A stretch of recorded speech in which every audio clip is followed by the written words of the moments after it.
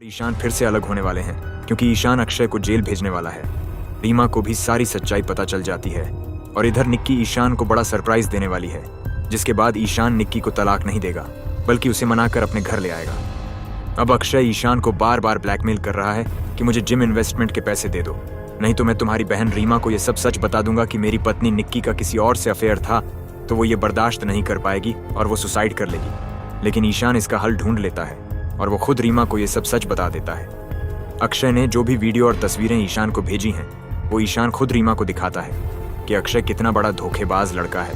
वो तुम्हें भी धोखा दे रहा था और उसने निक्की को भी धोखा दिया है। तो अब तुम्हें बस उससे दूर रहना है और उसके कॉल और मैसेज का जवाब दिए बिना उससे रिश्ता हमेशा के लिए खत्म करना है। अब ईशान ने अपने दोस्त के साथ मिलकर जो प्लानिंग बनाई है वो चल रही है, जहां ईशान अक्षय को पकड़ने के लिए उसके घर पुलिस भी भेजता है। जहां उसका दोस्त अक्षय को फोन करता है कि तुम्हारे घर पुलिस आई है, तुम कहाँ घूम रहे हो, मैं अब और नहीं संभाल सकता। जहां पुलिस उसके बगल में खड़ी है। अब अक्षय बहुत टेंशन में आ जाता है और वो उसे फोन करके ईशान से माफी मांग रहा है कि तुम मुझसे जितने पैसे लिए हैं वो सब वापस ले लो और जो बाद में तुम देने वाले हो उसके लिए मैं माफी मांगता हूँ। मेरे पास रीमा और निक्की के जितने भी वीडियो हैं वो सब डिलीट कर देता हूँ, लेकिन तुम मेरे घर पुलिस मत भेजना और मुझे एक बार माफ कर देना। लेकिन होता यह है कि ईशान अक्षय का फोन भी नहीं उठा रहा है, लेकिन वो अक्षय को सबक सिखाना चाहता है क्योंकि अक्षय ने कोई छोटा मोटा अपराध नहीं किया है। उसने ईशान के परिवार, उसकी बहन, उसकी पत्नी के साथ बहुत गंदा खेल खेला है, जहां ईशान बस यही चाहता है कि उसे जेल भेजा जाए और उसकी पिटाई की जाए। अब पुलिस अक्षय के पीछे होगी और अक्षय आगे, क्योंकि ईशान उसका फोन नहीं उठा रहा है। इसलिए अक्षय को अब भागना पड़ेगा और उसे शहर छोड़ना पड़ेगा। अब दूसरी तरफ ईशान और निक्की एक दूसरे के बिना नहीं रह पा रहे हैं। ईशान सोचता रहता है कि निक्की ने मेरे साथ ऐसा क्यों किया, क्या मैं उसे माफ कर दूं? और उधर निक्की उससे माफी मांगने के बारे में सोच रही है कि ईशान मुझे एक बार माफ कर दे, मैं फिर कभी गलती नहीं करूंगी। अब निक्की की बड़ी बहन की शादी की सालगिरह है, जहां वो कहती है कि हम मूवी देखने जा रहे हैं और बाद में डिनर करेंगे, तुम भी हमारे साथ चलो।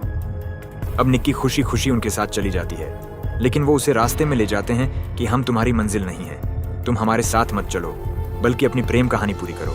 अब निक्की की बड़ी बहन का प्लान है कि वो पहले ईशान को कॉल करती है कि निक्की तुमसे मिलना चाहती है और बाद में वो निक्की से कहती है कि ईशान तुमसे मिलना चाहता है, और इसी तरह वो दोनों को बीच पर बुलाती है और दोनों बातें करती हैं। अब निक्की यहाँ ईशान से कहेगी कि मैंने तुमसे पहले भी माफी मांग ली है और जो भी कहानी छोड़ी है, जो भी मैंने तुम्हें धोखा दिया है, वो सब मैंने तुम्हें बता दिया है। इस गलती के लिए मैं जिम्मेदार हूँ और मैं तुमसे बार बार माफी मांग रही हूँ, अब मुझे माफ कर दो। दूसरी तरफ ईशान उससे कहता है कि मैंने रीमा को सब सच बता दिया है और पुलिस को अक्षय के घर भेज दिया है। अब जो ये परेशानी चल रही थी वो भी खत्म हो गई है, लेकिन हमारे रिश्ते का क्या होगा? तो निक्की यहाँ ईशान के साथ रिश्ते को और भी मजबूत और मजबूत बनाने के लिए उसे खुशखबरी देती है कि मैं प्रेग्नेंट हूँ। और जहाँ ईशान के दिल में बहुत सारी गलतफहमियां थीं कि मैं निक्की को माफ करूं या नहीं, वो अब निक्की को माफ कर देगा और उसे खुशी खुशी मनाकर अपने घर ले आएगा।